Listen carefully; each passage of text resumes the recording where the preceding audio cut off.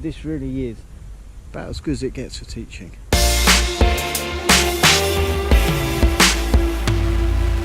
So, hello, welcome to the vlog. I wasn't totally sure we were going to make this one because I kind of thought, you know what, it's going to look a bit weird. But we're going to make it because I think it's good to talk about conditions like these, which are less than ideal. I don't know if you can see what I see. I see two of our snowboard students about to come down the mountain.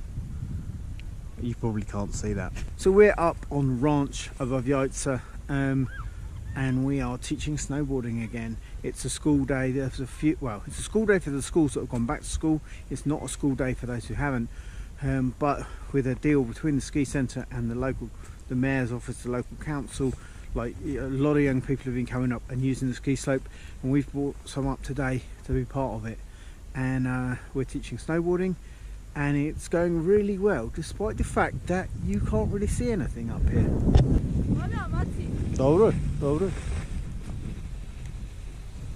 So I thought this was a good vlog to make, because sometimes we can give the impression that going snowboarding is all about spending time on mountains in idyllic conditions, and it is that sometimes, and it's really nice when it is. But sometimes it's about being on a mountain on a day like this where it's fog and cloud, it's been snowing a bit, it's cold and you can't see anything. The snow is great, which is a massive bonus, but yeah, it's not really pretty, you would say. We're going to take a quick stroll over here because somebody has built a snowman. I think we have to say good work to whoever's done that. If you look, like, the snowman is legitimately as tall as I am and probably with a prettier face, so can't say fairer than that. Well played. So, you know, I worked with Novi Most for a long time. We've said make the most of every opportunity, and I think this would count as making the most of what is a horrendous day if you really actually wanted to snowboard. Like, if you go up the top and you actually want to come down, you've got to come down so slow to be safe because the visibility is so bad. Now, this would not be a day that you would choose to go snowboarding if it was your winter holiday, but this is not a winter holiday, this is a work day. And for some of these young people, it's their first opportunity to do this, and it doesn't matter, they're going to go 15, 20 metres, maybe 30, 40, 50 metres, nice and slow, just keeping things under control, learning the basics here, and this is completely enough for them to be doing that.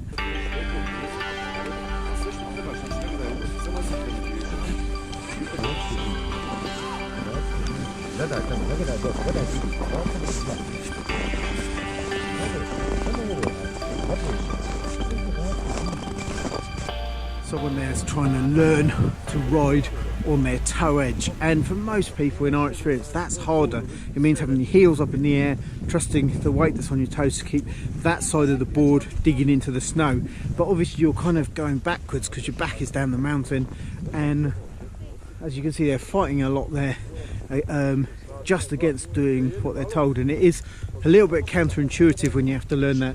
So we often have to really walk people through that process in a literal sense, that you can probably see Buddha over my shoulder, literally walking the young person through the process. The little lad here, if you've just seen going past, it's his first day on the snowboard, he's going facing down. That's a lot easier for most people in our experience, and as you can see, that's fantastic progress for a first day. We've got another little guy up here, we'll do a bit of follow cam on him.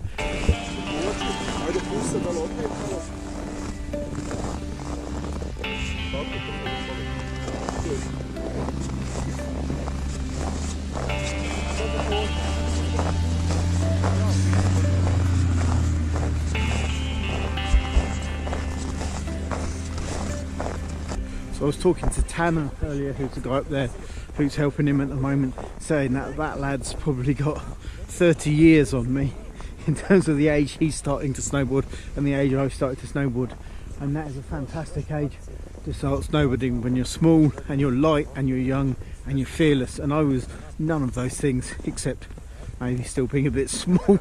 Again, fantastic progress for one day and give it a year or two, he will be a proper ripping little snowboarder.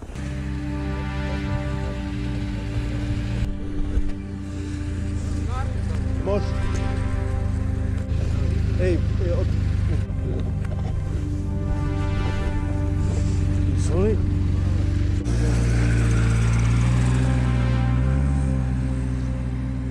So they've shut up shop early today because conditions, as you've seen. This leaves us with the best teaching conditions possible, like the entire piece to ourselves. No one using the lift's turned off, the snow is fantastic, visibility is slightly better than it was when we started vlogging, and our students are hanging in there and making great progress. So all in all, this is what you want. You really, well, you can ask for more. You could ask for more in saying it would be great if it was sunshiny. If it was sunshiny, people would be skiing. We wouldn't have the slope to ourselves. So this really is about as good as it gets for teaching. This is probably a good point to say. If you're watching this going, Flip, I would love to try snowboarding, and you want to know what the whole process is about, how are we teaching, what we're doing, then we made a bunch of videos, or I made with Ian. Ian was the instructor. When he first came out to visit us on this mountain on a nice sunny day, we filmed a bunch of tutorials, and you can find them all on this channel, and we will link them at the end, so the playlist, all of those, so you can have a look at those. Really, honestly, trust what it says in those, because that's the foundation of how we teach, and it works every time. It really does. If people listen, if they're prepared to do what they're told and actually just work, go through the pain barrier, like face their fears, go past them, and put all that stuff into practice, they learn to snowboard. So check those out if you're interested.